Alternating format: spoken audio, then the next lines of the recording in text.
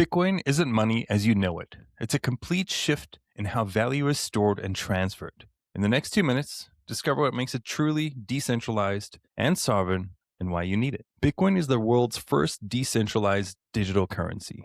Created in 2009 by an individual who I believe was an individual, using the pseudonym Satoshi Nakamoto, it enables people to send and receive value directly over the internet, peer to peer, without relying on banks, payment processes, or any central authority. At its core, Bitcoin operates on a technology called the blockchain, a public distributed ledger that records every transaction in an immutable, transparent way. Thousands of independent computers known as nodes around the world maintain and verify this ledger through a process called consensus. This eliminates single points of failure and ensures no entity can alter the history or control the system. One node goes down, nothing happens. A group of miners shut off, nothing happens.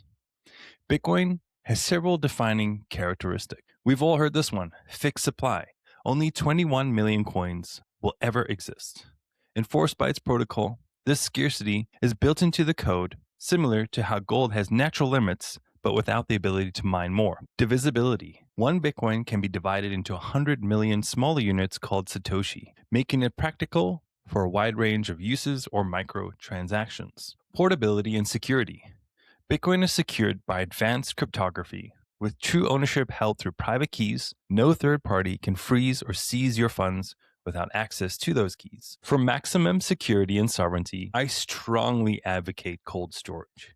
Keeping private keys completely offline using a hardware wallet or cold storage or air-gapped devices like Coldcard. This approach protects against online threats like hacking, malware, or phishing, making it ideal for long-term holdings. While hot wallets, also known as online exchanges connected to the internet, offer convenience for small, frequent transactions and beginners. If you're starting out, I'm not saying don't put your Bitcoin on an online exchange when you make your first purchase, but after you've made your first purchase, study or learn how to use cold storage, please. This aligns with the principle of Bitcoin's core. Not your keys, not your coins. Global and permissionless. Anyone with internet access can participate. And this is the one thing I absolutely love, is that it's a zero bar to entry. Anybody can join the network. It's not like some fancy bank where you have to have a certain net wealth to open an account. Anybody in the entire world with a phone can join the network. And I love that. Bitcoin helps you send value across borders, peer-to-peer, to anyone across the world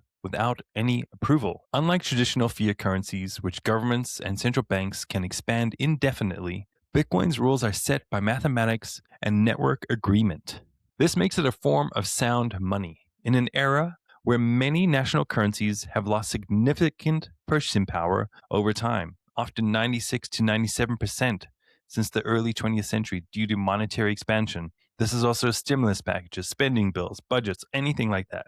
As of early 2026, Bitcoin's network remains the most secure computing system in history, with growing institutional and individual adoption worldwide. Bitcoin isn't just another investment, it's a new paradigm for money. Sovereign, scarce, and borderless. And I say paradigm because imagine Bitcoin as compared to cash, as a horse is compared to a car. It's a completely new thing of how to measure money, as a car is a completely new thing to measure travel compared to a horse. Anyways, if this resonates, subscribe. Let me know what you'd like me to cover in the future, or if you have any other questions. And as always, if you do decide to buy Bitcoin, make sure you send it to cold storage. Peace out.